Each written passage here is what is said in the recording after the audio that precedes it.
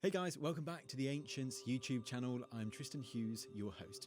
Today we're going north. We're doing Arctic archaeology because we're exploring the origins of the Inuit culture, of the Inuit civilization.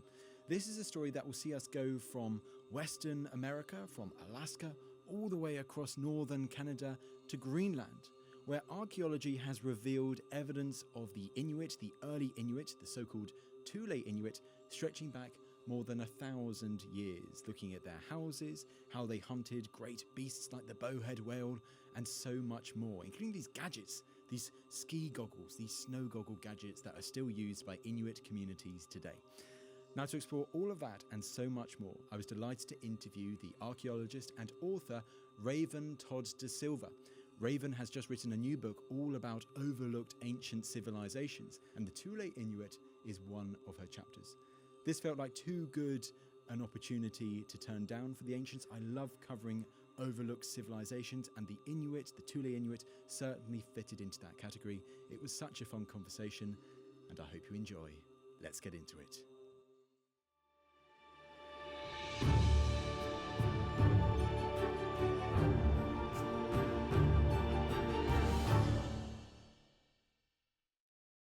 Raven, it is a pleasure to have you on the podcast.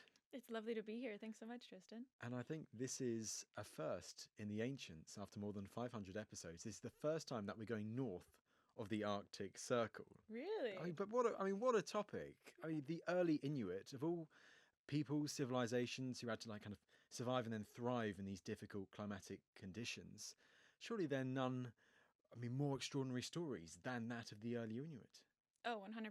They are just pure examples of just the human spirit and wanting to survive in the most harsh conditions. And they really don't get enough attention. A lot of the other Arctic cultures as well, even those living up there today.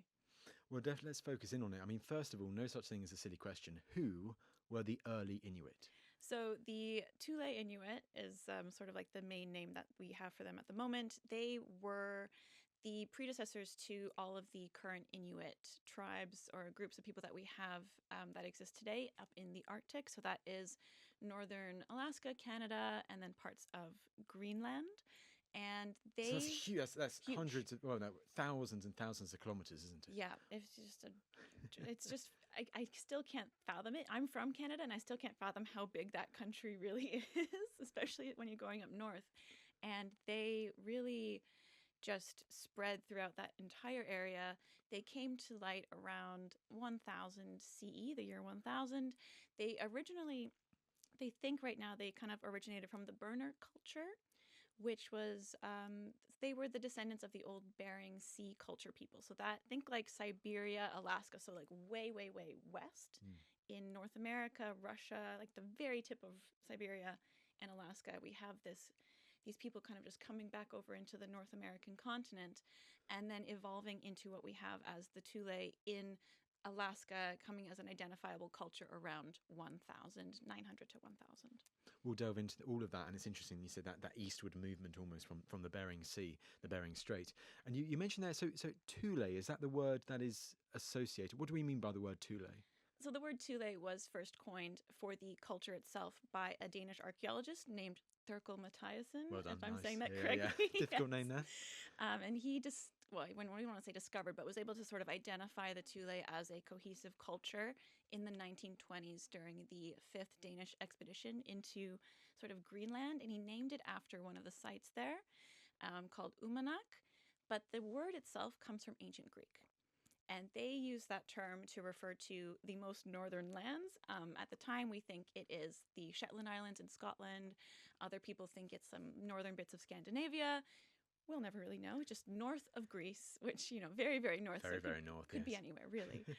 So that's sort of where that name originates from. Because I had heard that name before. I think it's the voyage of Pythias, one of these Greek explorers who goes past the British Isles. So it's interesting how that label from an ancient Greek becomes associated with the Thule, with the early Inuit.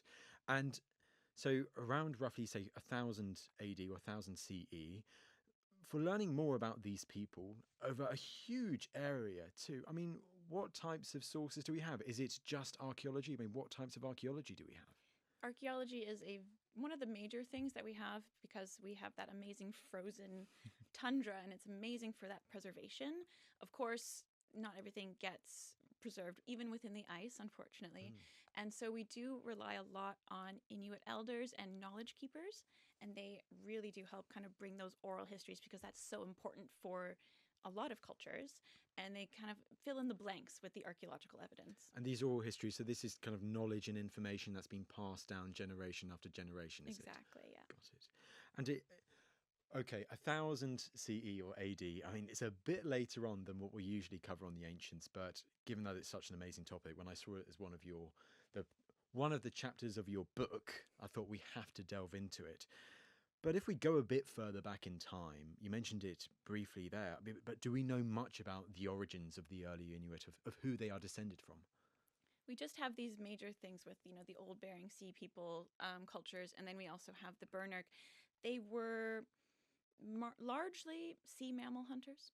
That's kind of the main thing. They had dog sledding, they hunted whales, they hunted seals, walruses, and they sort of all began to create their individual cultures and art forms within Alaska around that time. So around 200 BC, we start seeing that evidence, and then they sort of change in cultures throughout time. Obviously, like everything gets evolving as technology evolves and everything like that. And then we get the Thule sort of in that 1000 year. But it's still not as well understood as we would like because it is very difficult to excavate in these very northern places, not just for funding, because no one really wants to fund there. They're not as well known, of course, so the money goes other places, but also just the difficulty of getting into the permafrost and finding what's left. It's all just very complicated. We'll just say that. I mean, no, because I have seen, like doing a bit of research of this, and in the past I've looked at some of like these Arctic sites and archaeology is happening. And for instance, in Alaska, it's not just in central Alaska or southern Alaska.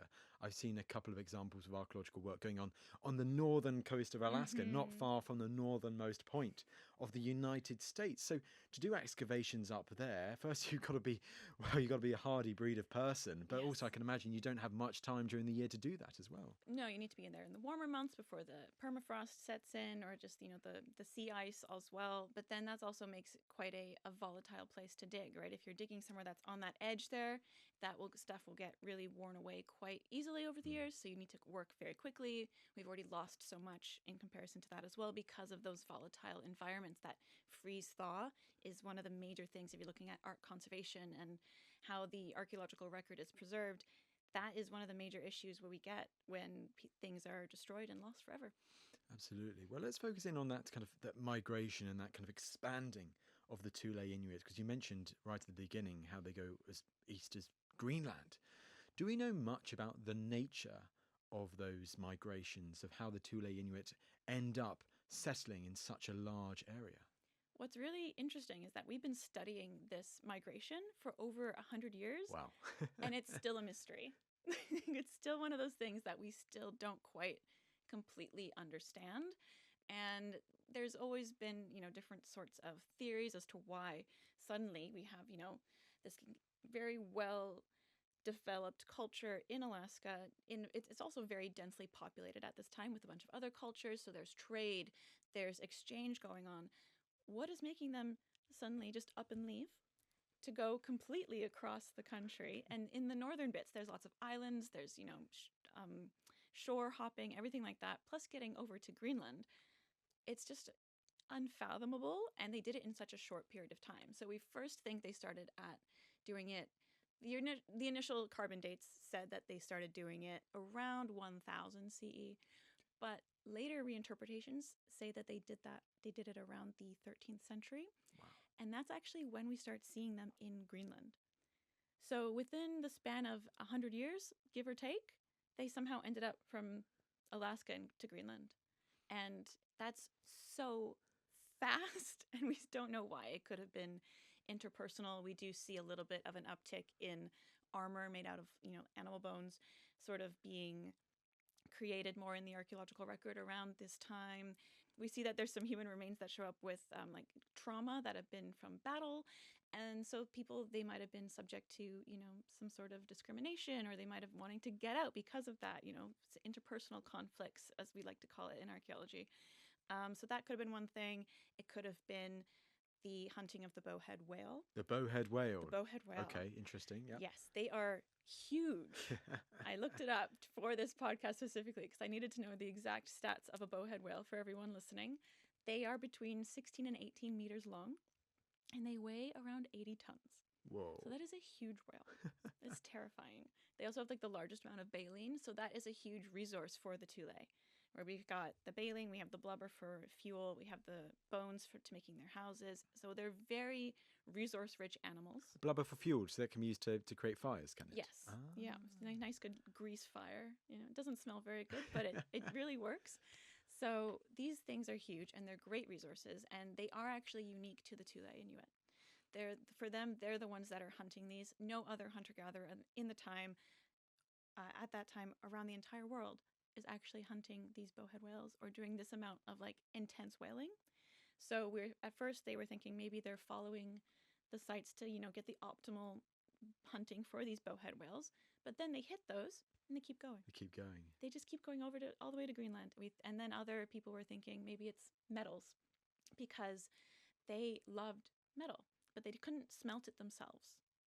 So a lot of these Arctic cultures, they were using metal from the old Bering Sea for them, Siberia, the Bering Strait. So that's where they learn at least about metals, and because I think of like Mesoamerica, and they don't really have metals. They have obsidian, but not copper or iron or anything like that. But it is from Asia that they learn about the use of metals in tools, maybe, or something like that? Initially, yes. So they started to use it for their own tools. Right. They were like, well, this is actually really great, because everyone, when they rediscover metals, realized this is pretty great.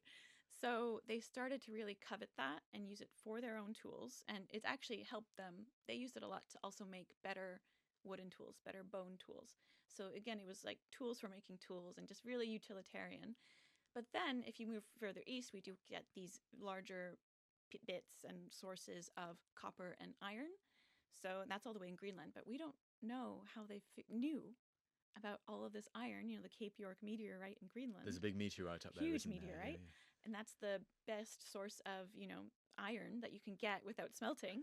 How did they know about that? And they wouldn't have known about it until they were probably halfway through that migration to then discuss with the Dorset culture that was there before them, and they sort of like replaced the Dorset in that eastern Arctic in Canada, and then figured out that there's more iron over there. So it was probably, as a lot of things with archaeology, probably a lot of reasons, and those reasons probably would have changed while the migration was going, but we will still probably never know. And that the amount of how quick it was still shocking, because they didn't settle down enough to really create like an actual society, to reproduce enough to leave people behind. They just kept going, snap, snap, snap, all the way down to Greenland. And then eventually they introduced themselves to the Norse, and that's where they were getting iron from the east as well. So getting more metal from interaction with the Norse, possibly. It's so interesting, that human desire, well, at least, a few people have like that intrepid desire to go further. I know another of your chapters is all about the Lapita people, isn't it? And like the Polynesians, and you can kind of see that similar mindset with them wanting to go out in their little canoes to try and find the next island.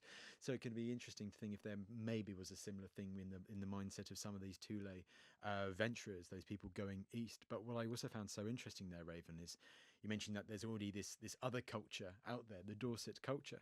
So it's a bit, you almost have to shift your view of the world of North America on its head to remember of humans first coming to North America through the Bering Strait, of that being a land bridge, and Alaska at that time quite being heavily populated, and people making that journey eastwards.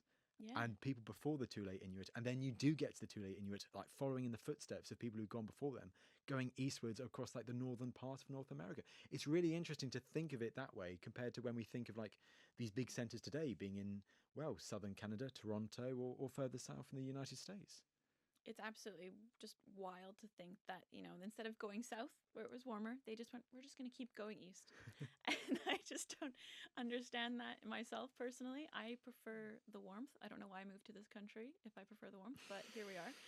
And it is just so admirable, and a real testament to just how they chose to live and wanted to live and decided on that, rather than just kind of figure out a better way, but that's the way of life that they knew. They're moving on, they're interacting with other people. And, the Dorset had been there about maybe 500 years before they even showed up. And the Dorset, I think they're more well known than the Thule. And they had this, I think it's mostly because of their art. They had this amazing Yes, they've got some beautiful soapstone things, don't they? Yes. vessels. Oh yeah. And what I find so interesting is that the Thule pretty much just like completely replaced the Dorset. And but because they don't have this really, to our standards, beautiful art style that people are drawn to or want to study more, they're not as well known. They're not as well studied. They're not as well appreciated. And, even the Thule themselves, they didn't seem to be a fan of the Dorset, because they kept their ceramics and their cooking vessels from Alaska. They actually were bringing their their pottery and everything from there. They weren't using the soapstone vessels until much later. They were really keeping their roots from Alaska. And then we thought, one of those reasons again for migration, we were thinking they're bringing the metal back to Alaska. We don't see that either. So there's this really interesting kind of way that the Thule are choosing to live their life and migrate within this very short period of time, and how they're choosing to interact with other people. And it's just a really fun puzzle. And forgive my ignorance, what is soapstone? This is just another kind of stone material. Yeah, it's just another kind of stone. It's very easy to carve. The kind of, I guess we get it from soap, like it's just that very nice malleable stuff. It is beautiful, and it's just nice to make really nice pots. And the Dorset and a lot of other Inuit cultures make these amazing sculptures out of it. I highly recommend just looking up Dorset sculpture. It's absolutely stunning. Yeah, that's my ignorance there talking. But it's also interesting how, once again, you can use pottery and ceramics to track that migration eastwards that we've already talked about. Well, let's explore more the lifestyle of the Thule Inuit. I'd love to learn a bit more about this. Particularly, let's focus first off, how they lived. Do we know much about the houses of the Thule Inuit north of the Arctic Circle? The houses are my favorite part of the Thule, and they are, luckily, the thing that we have the most archaeological evidence for, and it is what we can get the most information from. And that I love, because a lot of times with archaeology, you're more with the bigger things, right? And this, we're getting that very domestic, very human way of life. So they lived in a few different types of houses. Brilliant. We've got their summer, quote unquote, tents, and they're called the two-peak. And they are just normal tents, a ring of stones, some animal skin. And those were used to hunt a little bit further inland and get the caribou, get the char, the muskox on the smaller animals, the birds, and that's how they would hunt in the summer to get their stores up for winter. But we'd also get these later periods, we get these sort of in-between houses, the autumnal, early winter houses, and they are called carmacks. And those were really fun because they're like a mix between the winter house and the summer house. And they're a little bit dug into the ground, and then have, again, those dug into the ground a bit, are they? Or is it that for the foundations? Yeah, Okay. So just a little bit, not too much, but Not too much. enough to just have a foundation there. And then you have the stones around it again, and you're able to maybe put a little bit more of a fire in there, and then have those animal skins. But the really cool ones are the winter houses, and they're made, again, they are subterranean or semi-subterranean. And so they're deep set into the ground. The floors are usually paved with either like gravel or flagstones. There's stones as well surrounding them, again with the little bit of those built walls. And then whalebones. Whalebones on top. Whalebones on top. That's like the roofing structure.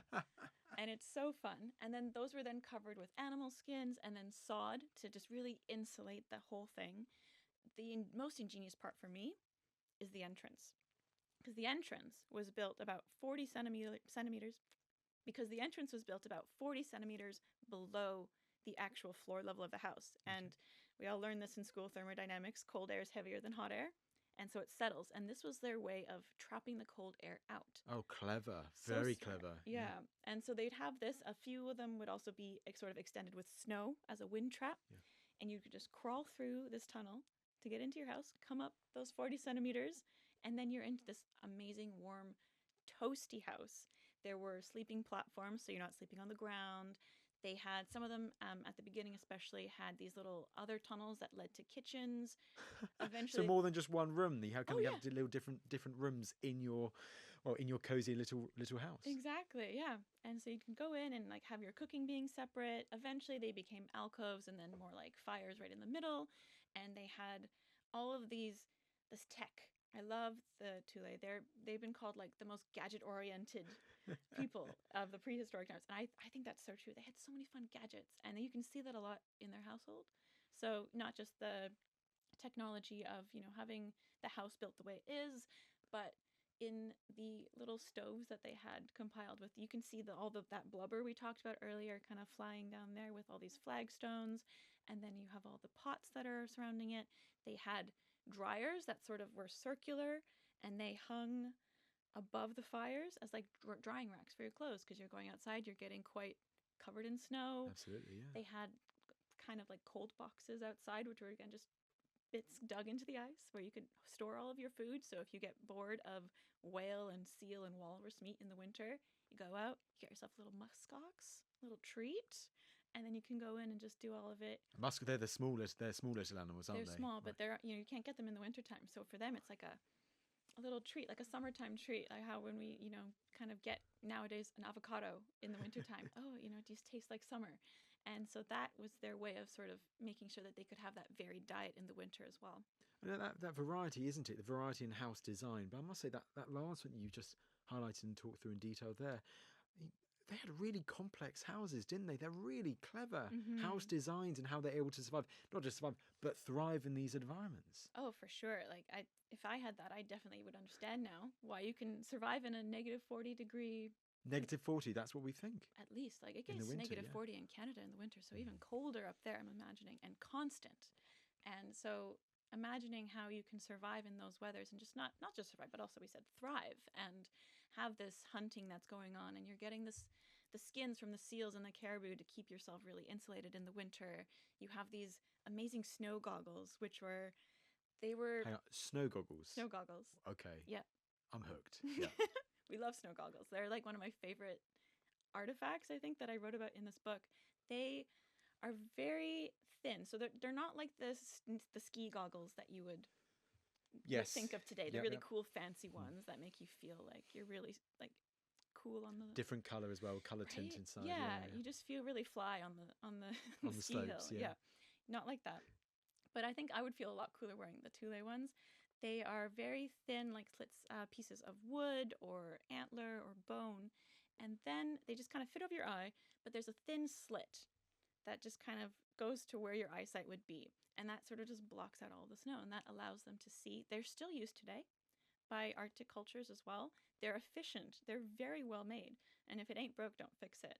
And they're just absolutely beautiful as well. You can see them. Some of them have really nice designs on them. Like they were made for a purpose, but they really did take care of like creating them, and they're just ingenious.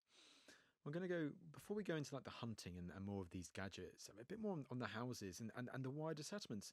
Would there been like hundreds of these houses together? I mean, do we know the average settlement size of one of the early Inuits? So the ones that we're seeing that are, again, these more multi-generational permanent houses, the largest ones that we've found, there's about 60. Okay. So quite, not huge, but that is quite big. But considerable, yeah. Yeah, but on average, it would be about like 15, 30. We're thinking they were, extended families, or I guess like a few families that were kind of cooperating together, because hunting a giant whale that's 18 meters long takes a few people. You need that cooperation, so they needed to stick together. And were the domestic houses, were they the main types of buildings in these settlements, or did they have kind of the center of a community kind of type building as well? So most of the houses were these individual family houses, but there is some evidence, not at every site, but of these other buildings called kagasi. I'm sorry if I pronounced that completely incorrect, but they were these much larger houses. And they were larger buildings that seemed to have been used for creating tools, sort of, preparing meat, preparing hides and skins. And so it seems like they say it's more of a male-dominated space for the hunting and everything, but that would be much more of like a community, maybe a ritual building. And later on, when we see the Thule sort of changing and evolving, when we get into the Little Ice Age and they're having to adapt their way of life, then we see a lot more of these people sort of moving into these much larger communal houses to, again, help with that food shortage, because it's a Little Ice Age. It's a little more difficult to get food. So they start coming together a little bit more and losing that individual household type lifestyle. last thing on the houses, I've got to ask about igloos. Were they such a thing with the Thule? So there is evidence that they definitely could have built igloos and snow houses, but they're not as efficient as the winter houses. You know, why have an igloo or a snow house when you can have this amazing technological, a smart house, let's call it, right? So they were, you know, a lot of them are used again as not permanent settlements, snow houses, even today, but they do serve a purpose, but they weren't something that we would say that we have a lot of evidence for with the Thule. But it's interesting how you highlighted at the beginning of this section how like there are different styles of houses almost for the different seasons. And I mean, does that really reinforce a point that for the way of life of the Thule Inuit, that I mean, it really does depend on the season, and they almost have to adapt, almost change their lifestyle to suit the season in the Arctic. 100%. So this is where a lot of that amazing oral history from the Inuit elders and the knowledge keepers comes from. They've filled in these blanks for us with how they could possibly have moved around during the seasons. So that early spring, kind of early summer type vibe, you'd go in and you'd get the migratory birds. They had these amazing bolas, so that's two rocks that are attached to like a string essentially, or two heavy weights, two rope balls. You kind of whip it in the air and it wraps around the bird. It's a little bit graphic, but then the bird can't fly anymore, so then down it comes. That's got to be accurate for that throw, though. I mean, Very that's a lot of accurate. skill behind that. Yeah, it's I don't think I could do it, to be honest. They had bows and arrows as well, but that for them I think was a really good way of doing it. And then they would get, again, those smaller animals, the muskox, the rabbits, the hares, anything that would be sort of thriving in that area. Then later on, so again, early, let's say like late summer, early autumn, we get the caribou, we get the char that's kind of doing crossing. So they're being very mindful of the movements of their surroundings, the animals in their surroundings. They had bear hunting in the summer as well. And then when we get into those winter months where you're settling down a lot more, you have your stores, but you still need fresh meat and everything. So then you start doing a lot more whale hunting. You do walrus, you do ringed seal. Actually, they talk a lot about the whale, the bowhead whale, but their most popular diet, I guess, was the ringed seal. They did so much ringed seal hunting, and then that was also a lot through breathing holes. Through the boats that they had. So they had the kayak, they had the umiak, which is a very large boat. Probably also a testament to their ability to migrate because they could fit about 12 people or more with all of their tech, all their gadgets. But it was helpful for hunting these whales and these walruses because it was a cooperative event. You needed people to man the boat, keep it upright, and then you needed someone to harpoon the whale. So that's sort of what they were doing throughout the year, is just being very cyclical, being very mindful of the resources that were available to them. Okay, so we've got bows and arrows. We've got that interesting contraption that you highlighted for migratory birds with the two stones and kind of wrapping around the wings so they can't fly. You just mentioned harpoons for whales, and also for seals, waiting around, like kind of creating a hole in the ice, a breathing hole, and waiting around and then striking the animal. So it sounds like they had a variety of different weapons and hunting techniques so that they could hunt these many different types of animals that roamed the landscape that they lived in. That's why they're called the most gadget-oriented people, because they had everything. They had whatever you needed, essentially. They had a toolbox of different types of harpoon heads. They had the most diverse array of harpoon heads, which is crazy. Just all different types that they wanted. There were, again, yes, those bows and arrows, and they also had these amazing bits at the end of their harpoons, actually, if we come back to those. And they were these little kind of ivory and antler and bone spikes, essentially, that they could jab into the ice to make sure that the giant animal that they just speared and killed wouldn't sink to the bottom. They also had floats, which were really cool, out of animal skins, and then they had little wooden stoppers that you could just blow them up like a regular, buoy today. And then that would also aid in making sure that the animal that they just killed isn't going to just sink to the bottom of the sea. Wow, it's so interesting, isn't it? And so, were they also people who? Is the word hunter-gatherer relevant if we're talking about them, if they're moving? I know, because they're not farming, but I feel hunter-gatherer is sometimes used almost to encapsulate all of these different peoples, and it might be a bit more complicated than that. It is a difficult term. Like, people have referred to them as hunter-gatherers because they aren't, doing that agriculture. But I would also call them very similar to, I would say, like the Jomon of Japan, collectors, right? So it's like that mix of their being very aware of what's sort of being grown and what animals are available. So it is more of that hunter-gatherer style, but because you're up north, you're not really moving around. You're just kind of making sure you're going further inland back to the sea and so on like that. So it's not like these larger swaths that you would imagine that people always think about with hunter-gatherers, where they move huge amounts. And that's not even a reality for most hunter-gatherers anyway, but everyone thinks that. So I would say, like, we could use that term, but they weren't farming. But they weren't, I would say, completely just relying solely on animals. I'm sure that they had a lot of, again, because of the archaeological record, we don't have much evidence, as always, for these organic materials, but they definitely would have been able to sort of cultivate some plants and learn how to really make the most out of what was growing out of the ground. I mean, absolutely. And it's just really interesting to imagine, let's say, if they have a bowhead whale and they've transported it back to the village, or parts of it, or a seal, a ringed seal, as you highlight, or another type of animal. Does it feel like this was a community? I mean, these people, would they make use of almost like every available part of a carcass, so nothing went to waste? They could do a huge variety of things with the carcass. Oh, for sure. You need to be able to make sure that you're using as much as possible, because you don't know when your next whale's going to come, right? It's thinking about Moby Dick. You chase those whales, but whales themselves, there's not as many as you really think there are. They're not as populous in the waters, and again, very seasonal with their migrations. So you need to make sure that you are storing for the winter, especially in those very dangerous environments, that you need to have that resource. So every part, we have, again, the blubber for the fuel, the skins for your clothing, for your house, and then you have the bones for, again, your house, but also to make other tools and weapons and armor, which is really cool.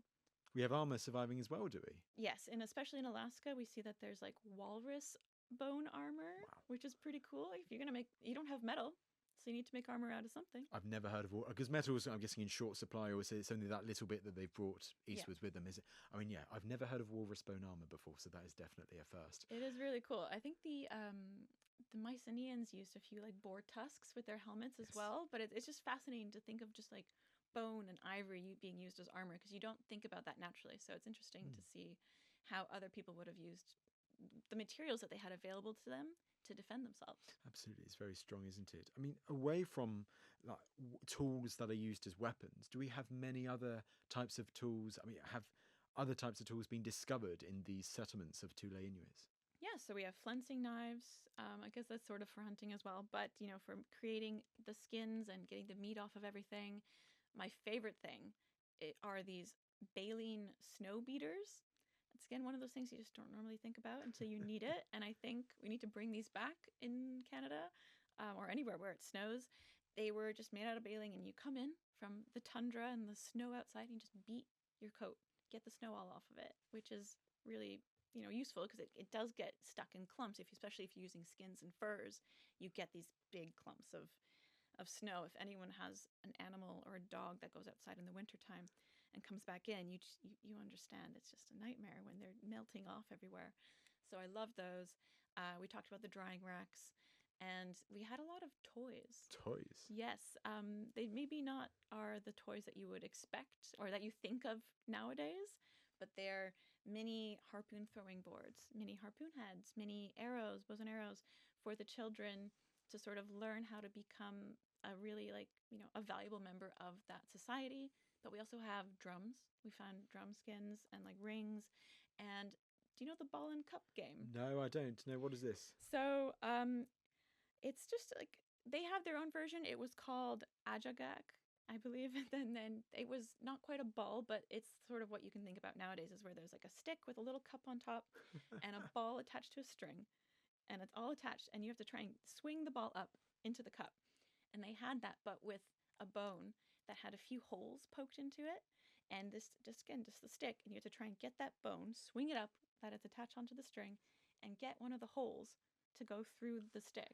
and get it to balance on it. It's a very interesting game. And that is now recognizable to me. Yeah. That's amazing, isn't it? They're so different to us nowadays, but also so similar in so many things. And I guess another thing where you can also look at that kind of similarity. I mean, animals, dogs. So dogs are an important part of their societies too. they had dog sledding. And that, that's been around for thousands of years, but they had a lot of really great tech for that as well. They had these amazing walrus like clasps, which was really cool to see from their sledding shoes. So they did use dogs for hunting as well. Yeah. And so overland hunting with the use of dogs, you mentioned those two types of boats that they have for hunting in the sea and then creating those breathing holes. Polar bears and narwhals, two other big beasts that we think of in the Arctic, were they also hunted by the Thule Inuit? We do have some evidence for some narwhal tusk items. Polar bears, I personally don't know, but they did hunt bears. So I'm assuming some of them probably were polar. So moving on, so they've done all of this migrating and expanding as far east as Greenland. I mean, when do you start to see in the archaeological record evidence of contact with Europe, and in particular with the Scandinavians, with the Vikings? So there is some evidence once they reach Greenland that there was some contact, at least with the Norse. We're not sure if that was full-on trade or if it was just sort of like they experienced each other. We found some metal artifacts from this place called Ruin Island in Greenland. It's a little bit like on the western side, of Greenland. And they think they either were from trade or they could have just been salvaged from a Norse shipwreck, these metal tools. But there is, that evidence of somehow them commingling, at least interacting and being aware of each other. And that's throughout, essentially since they get there until the Little Ice Age, when the Norse, they disappear. The Norse disappear? They leave Greenland, right? Especially these areas that the Thule are. But the Thule themselves, they move further south because, again, that permanent ice is just a lot. And it gets a lot colder. And I can understand that. You just want to move a little bit further south. Then from around 1650, we start getting more European contact. They're both making it to North America, but also to Greenland, and they're interacting with Russia, the Danish. They're doing Canada, England, the US as well, in later states as well. And that sort of really starts to affect how they live their lives and how they evolve now into these Inuit cultures that we have today, because they're using that impetus of having to move further south because it is getting colder. They need to go into those warmer areas. But again, they love trade. They love materials. They want gadgets. We've seen that before in essentially how they're moving across all of Canada as well as across the Arctic. So this promise of being able to interact with people in the Hudson Bay and southern Greenland and getting all these new resources is another big impetus for them to move south. And then that's how they end up sort of evolving into these newer, more recent cultures. Because it's interesting, because I was going to ask a question like, what happened to the Thule Inuit, and is there such a thing as a decline? But it's, of course, because they are, the ancestors of the modern Inuit, it feels difficult to ask that. But I mean, can you look at something with that Little Ice Age? Because you mentioned that in the past, and I haven't asked to elaborate on that, but I think we probably should now. I mean, do you see a change of lifestyle with this Little Ice Age period that happens? We do. So the Little Ice Age happened around 1400, 1500 that year. And because it gets a lot colder, that sea ice becomes a lot harder and thicker, and it doesn't defrost during those seasons. They have to rely a lot more on that ice hole fishing, right, with the walruses and everything like that. The breathing hole, is that? The breathing hole, exactly. So with the breathing hole hunting, that's a really big staple with Arctic cultures today. So that's how that sort of evolves because of a necessity. They rely less on these other sort of like much northern animals. And then so with that moving south, they move into larger community houses that we mentioned. And then because of that, they're also able then to interact with new people. And so we're seeing that change sort of gradually. I would say around the year 1900 is when officially they would say like the Thule are done. And it's been like, it's really hard because they are still living ancestors. And when you're talking about indigenous cultures, it is one of this more like continuous tradition. But we do see that evolving transition happen around, let's say, it's starting in the 1600s and it goes right up until about 1900. But what we call classic Thule, until about 1500. I mean, it's extraordinary, and I'm really happy that we've done this episode together, because this is a civilization that I know next to nothing about, and to learn all about it, particularly the houses. I mean, just like you, I think the houses are the most incredible thing, particularly those ones you went into a lot of detail on. Was it the winter houses? The winter houses, yeah. If there's an Airbnb, I would rent one. Can you imagine a Thule Inuit Airbnb? Actually, that leads me to one last question, which is, do we think there were Thule Inuit people who would go from settlement to settlement? Was there trade between these? Because I'm guessing it's not just one nation, it's their overall class as Thule Inuit, but perhaps these settlements that, they were located over a large area. Was there a lot of movement between these various settlements? From my experience in archaeology, no one ever stays stagnant for very long. No one is isolated. They're always interacting with each other. And that would make a lot of sense, especially as they would have been moving eastward, right? There would have been communication as to why, where, best routes, and things like that. So 100% there would have to be this discussion just for the overall survival of all the different groups and families. You'd have to have this sort of interconnection and networking. God, you wish you learn more about it. I mean, the other thing I remember now that you mentioned earlier was with those toys that they found, and hunters, and those depictions. Makes you think mythological, like mythology-wise, whether they were brought up to think of hunters and mythological kind of heroic hunters, given it was such an important part of their lifestyle. That are some of the toys that you look at, are they supposed to represent these kind of heroic figures that they in their folklore? I mean, who knows? But it's fascinating to think of, isn't it? It really is. Yeah, just, especially we see that folklore always sort of reflects the best ways in order for a society to thrive. And so that would definitely correlate with the stories that were probably told around the fire late at night in those winter houses when you're trying to stave off the very dark, cold season. The very dark, cold season, indeed. Well, Raven, this has been brilliant. How fascinating was it for you in your book, because you've got chapters covering all of these lesser known civilizations from across the world, but to sit down and go from, I don't know, from Mesoamerica or from the Mediterranean, to then start looking at the archaeology and the information to hand to learn about the early Inuit, a civilization, I must admit, it feels like, correct me if I'm wrong, but is little focused on. It really is much little focused on. Even people I talk to that have done, especially Eastern Arctic archaeology, I told them I was writing about the Thule, and they were like, oh my gosh, that's so great. But they were like, I don't know much about them either. And, they're Dorset people, which is quite interesting. For me, it was really nice. I think when I was writing the book, I wanted to make sure I covered as much geographically as possible. So yes, I was going from, the rainforest to the desert to Oceania to, Central Europe. And then kind of going north, I had never really looked north. I think maybe because also growing up in Canada, you do learn a lot of Indigenous history, but it's because it's always there. You don't really normally go further into it. And obviously they need to do a lot more with that education as well. So for me, it was really nice to revisit that and sort of get further into what the true history of this area of the world looked like. And to be honest, it was actually quite nice to cool off a little bit after spending a lot of time in a lot of libraries researching about really hot things in the winter, because I was writing most of this book in the wintertime.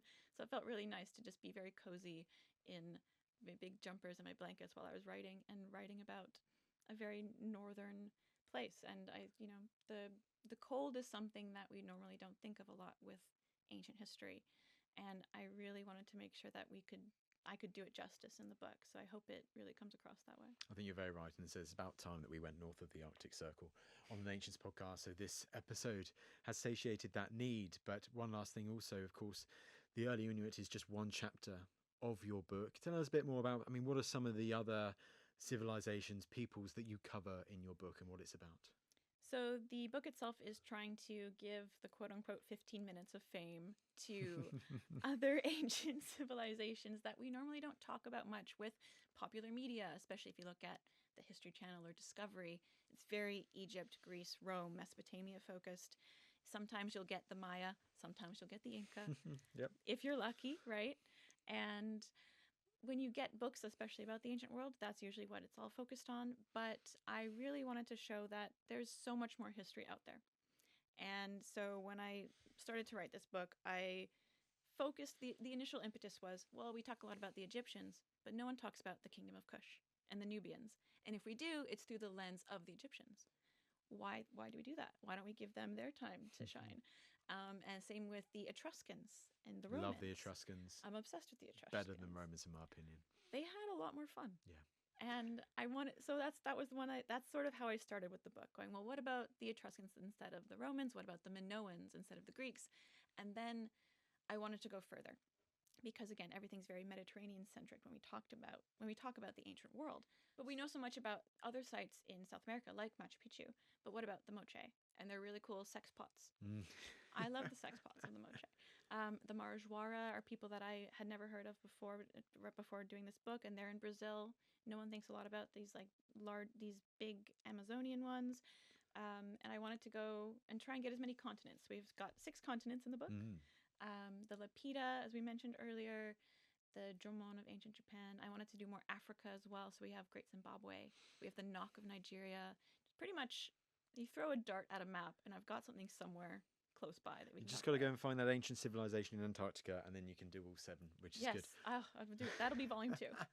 Well, and I must also say quickly, I mean, you have also done the Xiongnu, which is my over the world, Kazakhstan, Mongolia, China. So yeah, predecessor of the Huns. So yes, lots in that book, and it is called The Other Ancient Civilizations, Decoding Archaeology's Less Celebrated Cultures. Fantastic, and that is right up my street. Raven, it just goes for me to say thank you so much for taking the time to come on the podcast today. Thank you so much for having me. It's been an absolute pleasure.